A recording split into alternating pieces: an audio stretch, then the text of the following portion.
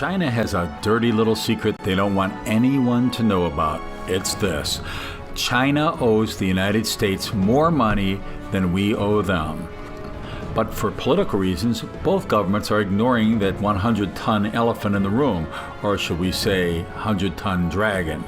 Most people are aware of China recently surpassing the United States as the world's largest economy, owning a major portion of the United States national debt and the trade surplus it enjoys with America.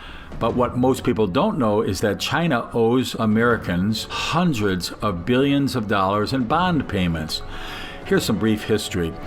It was American citizens and the United States government who made possible China's recent rise to power with its growing economic and military influence by buying Chinese government-issued bonds to help China's infrastructure.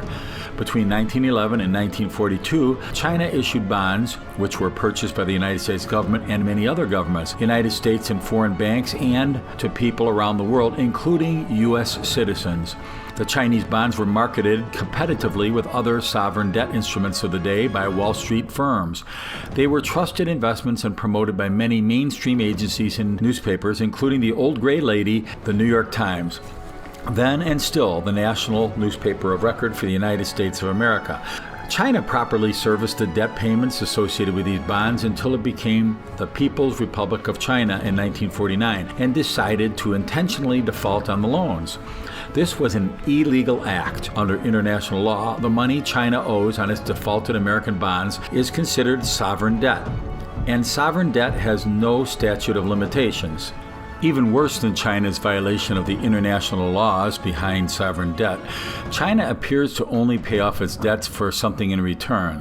In 1987, it paid off the same bonds it owes to the United States to the citizens and government of the United Kingdom, which occurred as Britain returned Hong Kong to Chinese rule. So clearly, China has acknowledged it owes the money in its bonds and established a precedent by paying the United Kingdom. But despite its documented record of defaulting on loans, China has used its new political and economic muscle to compete in the international development banking industry. In early 2015, China launched the Asia Infrastructure Investment Bank, the AIIB, which is designed to directly challenge and circumvent the leadership of the United States and Japan over both the World Bank and the Asian Development Bank.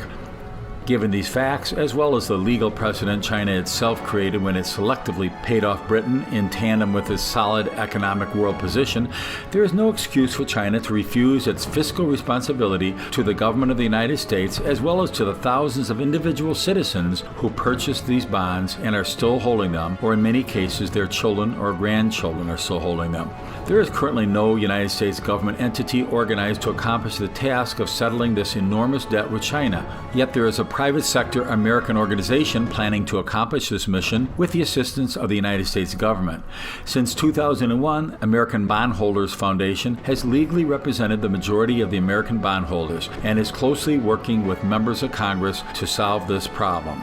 The potential settlement could be the greatest American stimulus package ever created, and yet Americans would simply be settling an outstanding overdue debt with China.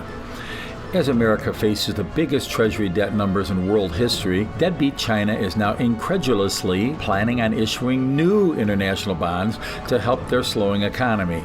Since it will be against American and international law to buy any bonds from China until all previous bondholders' debts are settled, one wonders if now is the time for Congress and our president to stop China's goal of getting away with the crime of the century, a second century in a row, racking up more debt heaped upon their last biggest theft in history.